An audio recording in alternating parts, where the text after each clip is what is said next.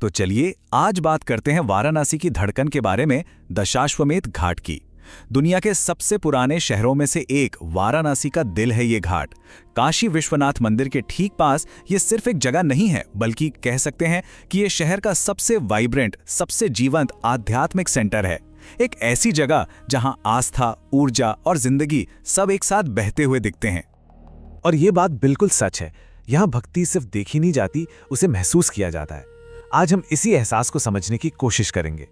देखिए, दशाश्वमेध घाट पर आस्था कोई थ्योरी नहीं है, कोई किताब की बात नहीं है। ये एक लाइव एक्सपीरियंस है, एक ऐसी वाइब्रेशन है जिसे वहां जाने वाला हर इंसान अपने साथ वापस लेकर आता है। तो सबसे पहले आइए इसी सवाल का जवाब ढूंढते हैं कि आखिर इस घाट को शहर का धड़कता दिल कहते क्यों हैं। असल में ये शहर की सारी स्पिरिचुअल एनर्जी का, कह लीजिए, एक एपिसेंटर है। देखिए, वाराणसी में हर घाट का अपना एक अलग कैरेक्टर है, अपनी एक पहचान है। जैसे 80 घाट को लीजिए, वो अपनी शांति, अपने सुकून के लिए मशहूर है। लेकिन दशाश्वमेध घाट वो बिल्कुल इसका उल्टा है। यहाँ शांति नहीं, यहाँ शोर है, यहाँ एनर्जी है, यहाँ अनुष्ठान है। यहाँ हर उम्र के, हर तरह के लोग एक साथ जुटते हैं और सही मायनों में काशी की असली धड़कन यहीं सुनाई देती है। अच्छा, अब जरा इस घाट के नाम के पीछे की कहानी पर चलते हैं। एक ऐसी पौराणिक कथा जो बताती है कि ये जगह इतनी ज्यादा महत्वपूर्ण क्यों है। इसका नाम ही बहुत कुछ कह देता है, दशाश्वमेध। अगर इसे तोड़ें तो दो शब्द निकलते हैं, दश मतलब 10 और अश्वमेध मतलब घोड़े की बलि या अश्वयज्ञ। और बस यही नाम हमें सीधे उस कहानी की तरफ ले जाता है जिसने इस जगह को इतना पवित्र बनाया। तो कथा यह है कि सृष्टि के रचयिता स्वयं भगवान ब्रह्मा ने इसी जगह को, इसी घाट को अपने एक बहुत बड़े, एक भव्य अनुष्ठान के लिए चुना था। और ये कोई छोटा मोटा यज्ञ नहीं था, बल्कि एक ऐसा अनुष्ठान था जिसका असर पूरे ब्रह्मांड पर होना था। और इस महान यज्ञ के पीछे दो बहुत बड़े मकसद थे।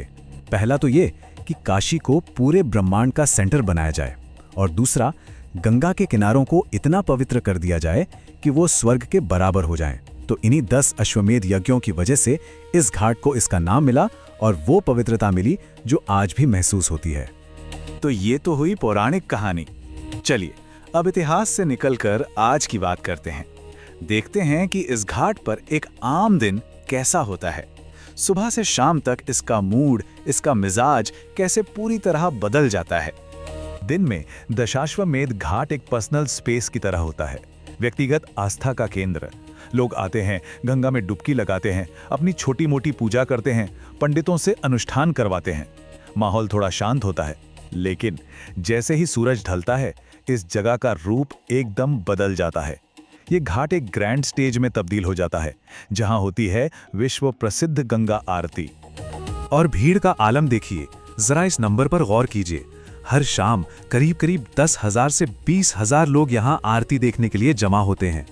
ये संख्या ही बताती है कि ये सिर्फ एक धार्मिक अनुष्ठान नहीं रह गया है, ये एक बहुत बड़ा टूरिस्ट अट्रैक्शन भी बन चुका है, जो आस्था और टूरिज्म दोनों को अपनी तरफ खींचता है। और ये आरती सच में एक देखने लायक चीज है। ये भक्ति, शक्ति और परफॉर्मेंस का एक ऐसा जबरदस्त संगम है, जहां एक तरफ वैदिक मंत्र गूंजते हैं, शंख बजते हैं, और दूसरी तरफ हजारों दियों की रोशनी। ये सब मिलकर एक ऐसा माहौल बना देते हैं ना, जिससे भूलना लगभग नामुमकिन है। आज के दौर में यही इस घाट की सबसे बड़ी पहचान है। तो सवाल यह उठता है कि ये जो हजारों लोग हर रोज इस घाट पर आते हैं, ये हैं कौन? आखिर यहाँ आता कौन कौन है? और यहाँ पर ना हर तरह के लोगों का एक बड़ा ही दिलचस्प मिक्सचर देखने को मिलता है। यहाँ आपको तीर्थयात्री मिलेंगे जो श्रद्धा से डुबकी लगाने और दर्शन करने आए हैं, तो वहीं विदेशी टूरिस्ट भी दिखेंगे जो एक अनोखे विजुअल और स्पिरिचुअल एक्सपीरियंस की तलाश में हैं। फोटोग्राफर्स हैं जो यहाँ की लाइट, आग और रस्मों को अपने कैमरे में कैद करने आते हैं। और हाँ, नाव चलाने वाले भी हैं, जिनके लिए ये घाट उनकी रोजी रोटी का सबसे बड़ा जरिया है। मतलब हर कोई एक अलग मकसद लेकर यहाँ आता है। लेकिन इतने अलग अलग मकसद होने के बाद भी एक चीज कॉमन है। यहाँ आने वाले ज्यादातर लोगों के मन में दो ही भावनाएं होती हैं। एक है गहरी आस्था और दूसरा है विस्मय, मतलब एक तरह का आश्चर्य। करीब 65% लोग तो विशुद्ध आस्था के कारण यहाँ खिंचे चले आते हैं, और बाकी 35% लोग इस पूरे माहौल की भव्यता और इसके जादू को देखकर हैरान रह जाते हैं। और यही आस्था और आश्चर्य का जो संगम है ना, वही इस जगह को इतना पावरफुल बनाता है। तो अब आते हैं आज के सबसे अहम सवाल पर, सबसे जरूरी हिस्से पर। एक तरफ इस घाट की आध्यात्मिक आत्मा है और दूसरी तरफ इसकी जबरदस्त पॉपुलैरिटी। तो इन दोनों के बीच का जो तनाव है, उससे ये घाट कैसे निपट रहा है? और सच पूछिए तो यही आज का सबसे बड़ा सवाल है। क्या कोई भी पवित्र जगह अपनी ही लोकप्रियता का बोझ उठा सकती है? जब कोई जगह इतनी फेमस हो जाए तो क्या वो अपने असली एसेंस को, अपनी आत्मा को बचाए रख सकती है?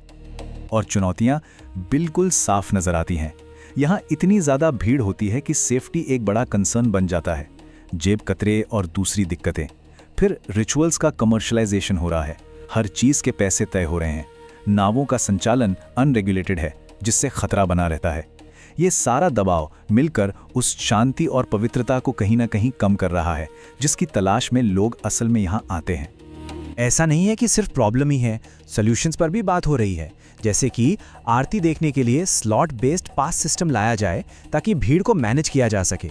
नावों को पूरी तरह से इलेक्ट्रिक कर दिया जाए जिससे पर्यावरण को भी फायदा हो। और जो पूजा पाठ की सर्विसेज हैं उनकी कीमतों को स्टैंडर्डाइज कर दिया जाए ताकि लोगों का शोषण ना हो। ये सारे कदम कहीं ना कहीं थोड़ा कंट्रोल, थोड़ी गरिमा और अनुशासन लाने की कोशिश है। और हम आपको इसी एक बड़े सवाल के साथ छोड़े जाते हैं। क्या दशाश्वमेध अपनी आत्मा को बचाते हुए भविष्य की इन चुनौतियों का सामना कर पाएगा? क्या ये हमेशा एक ऐसी जगह बना रह पाएगा जहां, जैसा कि हमने बिल्कुल शुरू में कहा था, भक्ति सिर्फ देखी नहीं जाती बल्कि सच में दिल से महसूस की जाती है?